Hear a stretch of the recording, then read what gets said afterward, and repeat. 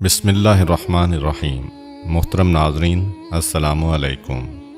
رسول خدا صلی اللہ علیہ وآلہ وسلم کی حیات طیبہ میں ایک صحرائی عرب آپ کی زیارت کے لیے مدینہ منورہ کی طرف روانہ ہوا۔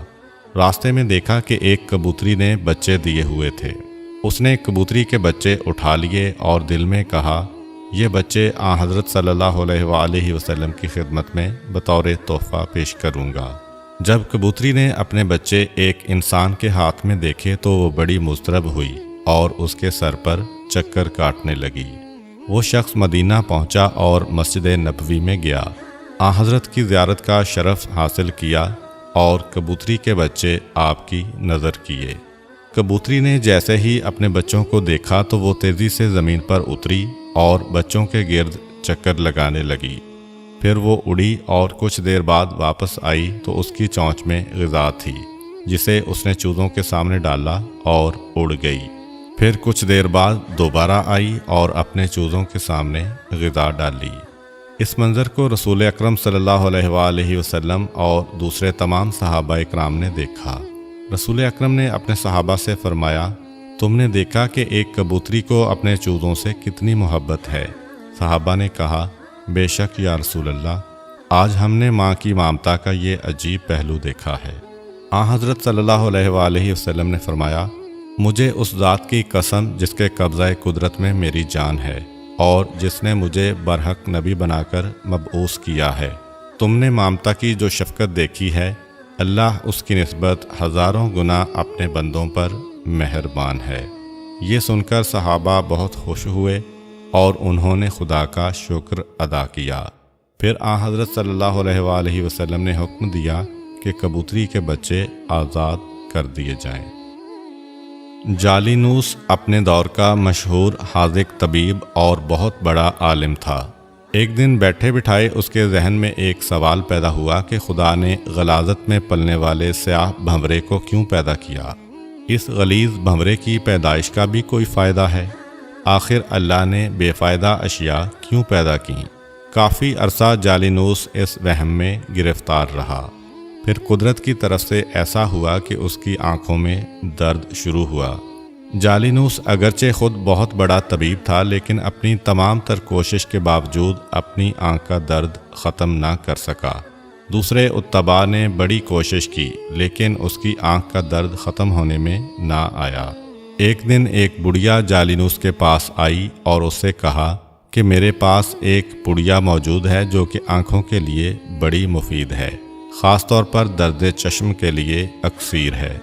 جالینوس نے کہا، آپ مہربانی کر کے وہ دوائی میری آنکھوں میں لگائیں۔ عورت نے سلائی سے وہ دوائی اس کی آنکھوں میں لگائی۔ تھوڑی دیر کے بعد آنکھ کا درد ختم ہو گیا اور جالینوس کو آرام آ گیا۔ اس کے بعد جالینوس نے اس بڑھیا کو بلایا اور اس سے پوچھا کہ تم نے یہ لاجواب دوائی کس چیز سے بنائی ہے؟ عورت نے کہا، گوبر میں پائے جانے والے سیاہ بھنورے کو میں نے پکڑ کر مارا، پھر اسے دھوپ میں خشک کیا، اس کے بعد میں نے اسے کوٹا اور یہ وہی دوائی ہے جو میں نے آپ کی آنکھوں میں لگائی ہے۔ جب جالینوس نے یہ جواب سنا تو حیران رہ گیا اور اسے معلوم ہو گیا کہ خدا نے کوئی چیز بیکار اور بے فائدہ پیدا نہیں کی۔ مشہور متکلم علی بن میثم بغداد کے رہائشی تھے۔ ان کے زمانے میں مامون کی حکومت تھی۔ اس وقت حسن بن سہل مامون کا اہم ترین وزیر تھا، جو کچھ الحاد کی طرف مائل تھا۔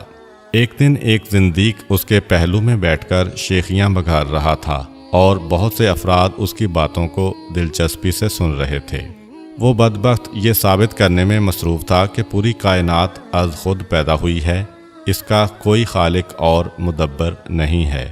ابھی وہ اپنی یاوہ گوئیوں میں مصروف تھا کہ اتفاق سے علی بن میثم بھی وزیر کے دربار میں تشریف لائے۔ انہوں نے زندیق کی باتیں سنی تو انہیں سخت صدمہ ہوا۔ انہوں نے وزیر حسن بن سہل کو مخاطب کر کے کہا، جناب، اس کی باتیں بعد میں سن لینا، پہلے میری بات سنیں۔ آج میں نے اپنی زندگی کا عجیب ترین حادثہ دیکھا ہے اور میں وہ آپ کو سنانا چاہتا ہوں۔ ان کی اس آواز پر خاموشی چھا گئی۔ وزیر نے کہا، آپ نے آج کیا دیکھا ہے؟ علی بن میثم یوں مخاطب ہوئے، آج مجھے آپ کے یہاں آنا تھا تو میں دریائے دجلہ کے ساحل پر گیا۔ تاکہ کشتی پر بیٹھ کر آپ کے پاس آ سکوں۔ میں نے دیکھا کہ ایک کشتی کسی ملاح کے بغیر چلتی ہوئی دجلہ کے کنارے آ کر لگی۔ لوگ اس پر سوار ہوئے۔ پھر کشتی مسافروں کو لے کر دریا میں چل پڑی۔ کشتی میں بیٹھے ہوئے مسافروں نے مختلف گھاٹوں پر اترنا تھا۔ کشتی ہر ایک گھاٹ پر گئی اور مسافر اپنے اپنے گھاٹ پر اترتے گئے۔ پھر آخر میں اس نے مجھے آپ کے محل کے سامنے آ کر اتارا۔ اس کے بعد آپ کے پاس چلا آیا۔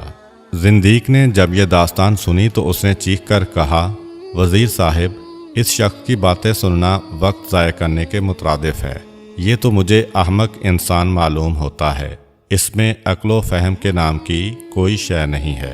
وزیر نے کہا، آپ نے یہ کیسے فیصلہ کر لیا کہ یہ احمق ہے؟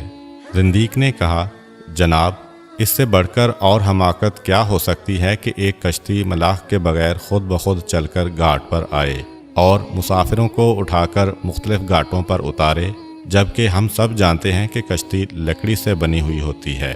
وہ جمادات کی ایک شکل ہے، اس میں تو روح ہے اور نہ عقل اور نہ ہی احساس ہے۔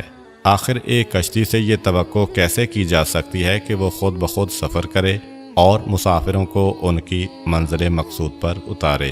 علی بن میثم نے فرمایا، وزیر صاحب، احمق میں نہیں، یہ خود ہے۔ اگر ایک کشتی ملاح کے بغیر سفر نہیں کر سکتی تو خدا را مجھے بتایا جائے کہ زمین، سورج، چاند، ستارے بھی تو جمادات ہیں، ان میں بھی روح نہیں ہے۔ وہ لاکھوں سالوں سے کسی مدبر کے بغیر اپنے اپنے مدار میں کیسے گردش کر رہے ہیں، اور وہ اپنے مدار سے کیوں نہیں ہٹتے، اور وہ مسلسل لگی بندی حرکت کیوں کر رہے ہیں؟ جبکہ کشتی تو ملاح کے بغیر نہیں چل سکتی، آخر یہ کائنات کا نظام کسی محرک و مدبر کے بغیر کیسے چل سکتا ہے؟ علی بن میثم کی اس تقریر سے زندیق کے ہاتھوں کے طوطے اڑ گئے۔ وہ سخت شرمندہ ہوا اور شرمندگی کی وجہ سے گردن جھکا لی، پھر خاموشی سے اٹھ کر وہاں سے چلا گیا۔